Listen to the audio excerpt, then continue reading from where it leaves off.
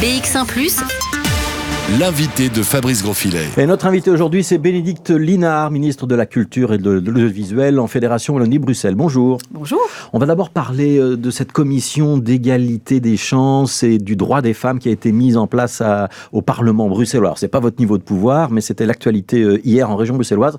C'est un pas dans la bonne direction? C'est une très bonne chose. Je me rends compte que partout, à différents niveaux, des mesures bien plus fortes que précédemment sont en train de se mettre en place. Je salue la présidente Margot Deré qui a un beau chantier à ouvrir avec ses collègues. Qui est écolo comme vous. Qui est écolo comme moi, mais qui est aussi surtout très animée par la question du droit des femmes. Et donc je pense que c'est très utile que cette transversalité existe aussi au niveau politique. Oui, il faudrait avoir le même genre de commission au Parlement de la Fédération Wallonie-Bruxelles? Alors aujourd'hui, les travaux ont été bien entamés au niveau de la Fédération Wallonie-Bruxelles puisqu'on a déjà travaillé au niveau du gouvernement et j'associe régulièrement les parlementaires et je les tiens au courant de ce qui se fait. Mais déjà en décembre, on a pris 2 grandes décisions. On a créé une commission interministérielle des droits des femmes qui réunit tous les niveaux de pouvoir et en même temps, on a développé le futur plan des droits des femmes pour la Fédération. Alors, comment ça marche, cette conférence interministérielle? Ça veut dire que c'est vous, à la Fédération Wallonie-Bruxelles, mais aussi un ministre bruxellois, un ministre wallon et même un ministre du fédéral qui participe? Ce sont les ministres de tous les niveaux de pouvoir qui se réunissent régulièrement.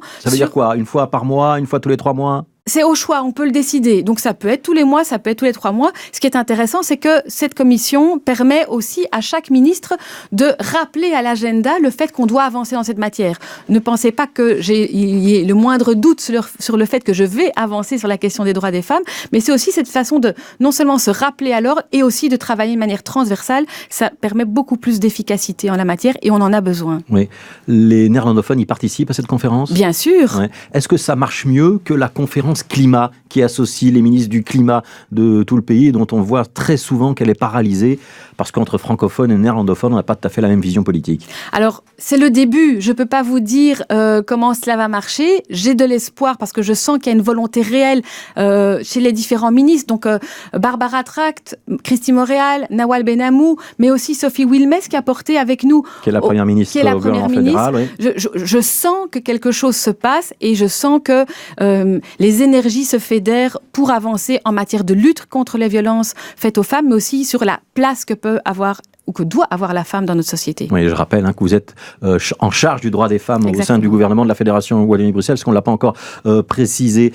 Il y a un décret en préparation, il y a un décret qui est déjà passé en Fédération Wallonie-Bruxelles. L'idée, c'est de consulter le secteur. Sur cette question-là aussi, vous allez avoir besoin du monde associatif, des ONG? On a toujours besoin de la société civile, j'en suis persuadée et convaincue. Et donc, on a déjà commencé cette concertation. Cette concertation a lieu pendant le mois de janvier-février pour baliser les différents axes et les différents chantiers qu'on doit ouvrir. Et donc, en même temps, on va travailler sur la question des femmes au quotidien, mais aussi, on veut établir un plan sur les femmes, la question de la femme dans différents secteurs. Par exemple, le secteur des médias. Oui. Il y a matière à travailler sur la place des femmes dans votre métier, monsieur Grosfilet. Donc, sur la représentation des femmes, le nombre de fois on invite des femmes dans des interviews, le nombre de fois on met des femmes à l'antenne, que ce soit dans l'actualité ou aussi dans les fictions. C'est ça, j'ai bien compris. C'est ça, c'est aussi les femmes dans certaines fonctions et c'est aussi le traitement médiatique de la lutte, enfin, des violences faites aux femmes. Oui, mais donc, pour que ce soit vraiment pluridisciplinaire, et puisque vous allez consulter tous les secteurs et notamment le monde associatif, ça veut dire aussi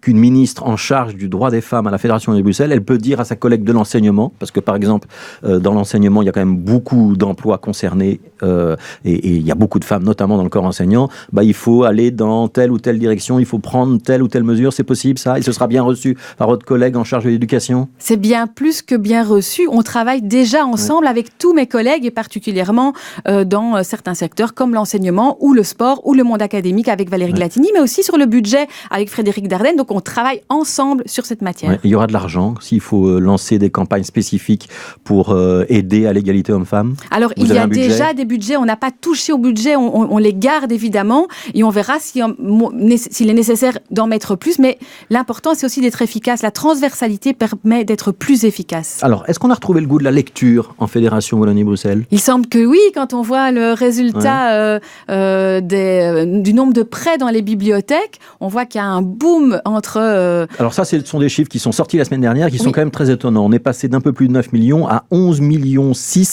de livres prêtés de l'année 2018 à l'année 2019. Donc c'est presque une progression d'un quart. 25%, effectivement. Est-ce qu'il y a une explication ? Je ne suis pas du tout étonnée, en fait. J'ai été échevine de la lecture publique pendant 4 ans et j'ai vu ce qui se passe dans les bibliothèques, entre autres dans ma commune. Les bibliothèques, ce n'est plus un endroit où on va simplement se mettre en silence autour d'un livre. Les bibliothécaires sont devenus des médiateurs et des médiatrices culturelles. Dans la bibliothèque, on peut faire plein de choses. Il y a des animations, il y a de l'information, il y a des rencontres.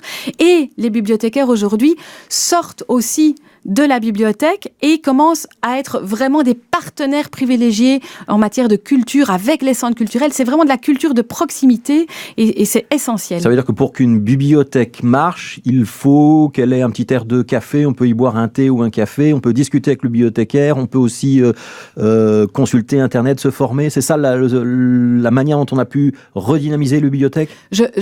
Exactement. En Fédération Wallonie-Bruxelles, les missions des bibliothèques ont évolué et je m'en réjouis de savoir que autant de personnes entrent dans les bibliothèques et s'intéressent aux livres. Et je dois noter que... Ça ne représente quand même que 18% de la population, donc moins d'une personne sur 5 qui fréquente les bibliothèques. Et donc c'est déjà une personne sur 5 presque. Et donc c'est en progression, c'est ça qu'il faut remarquer.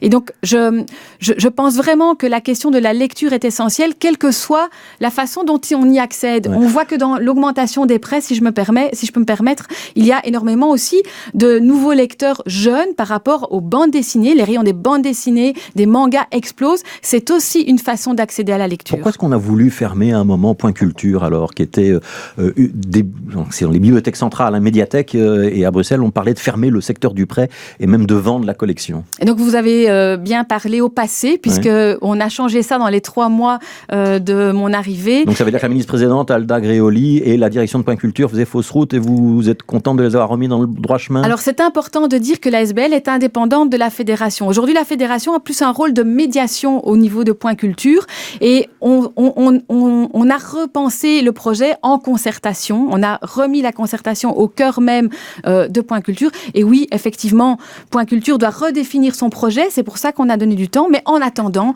l'accès aux médias via Point Culture est essentiel et c'est pour ça qu'on a prolongé cette mission-là. Oui, donc il n'y aura plus de fermeture de Point Culture. C'est plus du tout à l'ordre du jour. Ce n'est pas à l'ordre du jour, exactement. Il nous reste 2 minutes. Je voudrais qu'on parle du groupe Netis et des titres de presse qui sont détenus par Netis. Donc c'est le journal L'Avenir, presse quotidienne régionale basée à Namur, et c'est le magazine Moustique. On va les vendre à qui ? C'est une bonne question et je n'ai pas, moi, la réponse à cette question. Par contre, le processus... C'est la région wallonne qui pilote l'opération. Hein, donc vous êtes indirectement concerné. Vous n'êtes pas à la manœuvre. Ouais. Est-ce qu'il faudra que ce soit des groupes de presse qui rachètent ces 2 titres ? Est-ce qu'il faut que ce soit des groupes de presse belges ou est-ce que ça peut être des groupes de presse étrangers ?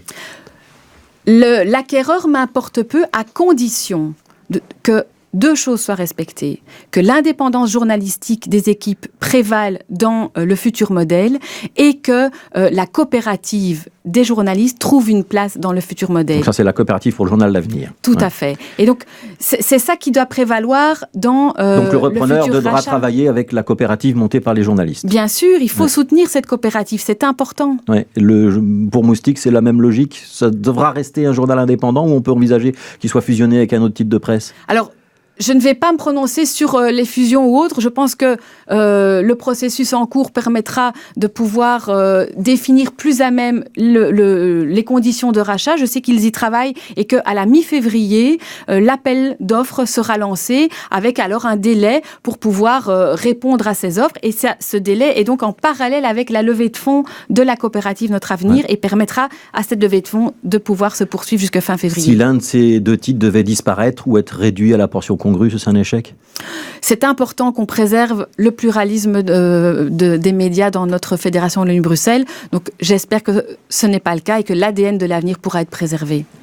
L'invité de Fabrice Grosfilet. C'était le journal de Muhlenberg. Dans quelques instants, on se posera la question de savoir si on peut forcer des élèves à payer eux-mêmes leur ordinateur pour aller à l'école. C'est ce qui se passe pour plusieurs centaines d'entre eux dans le cadre d'une expérience pilote. Et puis à partir de 13h, on se posera la question de savoir si on peut aller encore un peu plus loin dans la lutte contre le tabagisme. Est-ce qu'on peut, par exemple, interdire complètement les logos des cigarettiers dans les points de vente, voire réduire le nombre de ces points de vente? Ce sera le débat avec Catherine Fonck et Caroline Taquin, qui sont toutes les deux députées fédérales, l'une pour le CDH et l'autre pour le mouvement réformateur. Avant ça, on va donc retrouver Bénédicte Linard. Je voudrais un petit mot sur Pierre Compagnie, donc le père de Vincent, qui est le bourgmestre de Gansoren, qui a donc dû être confiné hier pour une alerte avec une enveloppe à la poudre blanche, mais aussi une lettre de menace avec des excréments. C'est encore possible, ça, en 2020 en Belgique ?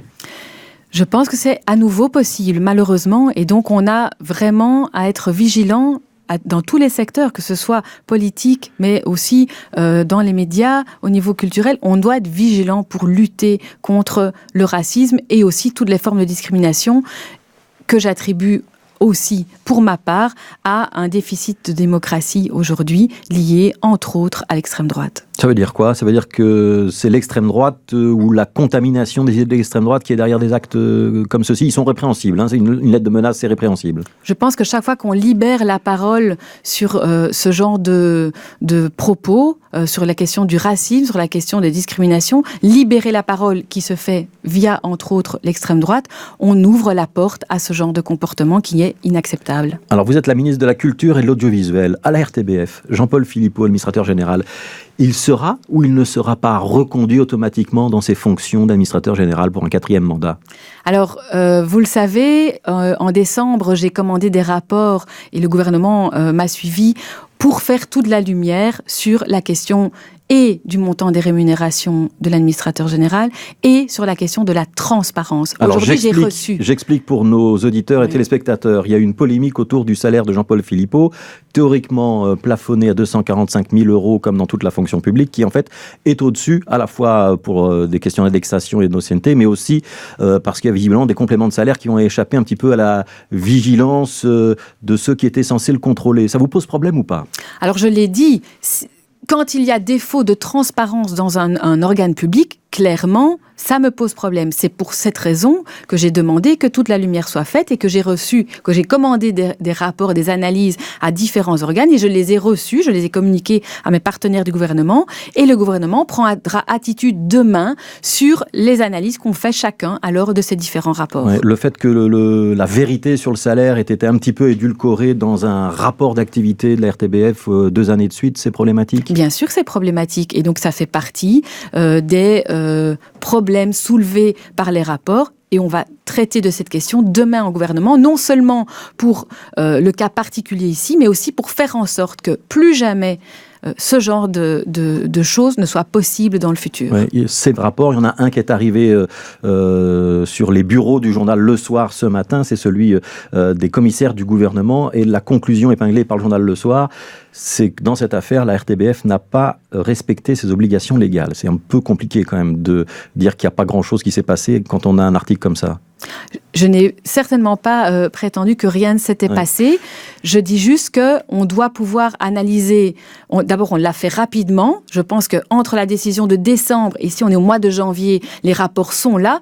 Donc, rapidement, on pose la question et on va réagir. Je repose ma question, Bénédicte Linard. Est-ce que ça veut dire que la reconduction de Jean-Paul Philippot, qui semblait automatique jusqu'à présent, puisqu'il avait eu un bon assessment, qu'on estime qu'il gère bien l'entreprise, est-ce qu'à la suite de cette affaire, cette reconduction est moins automatique ? Alors, c'est une question qui sera sur la table du gouvernement demain. Donc vous n'allez pas me répondre aujourd'hui ? Je préfère, et j'insiste, la façon dont on travaille au gouvernement de la Fédération Wallonie-Bruxelles est très positive.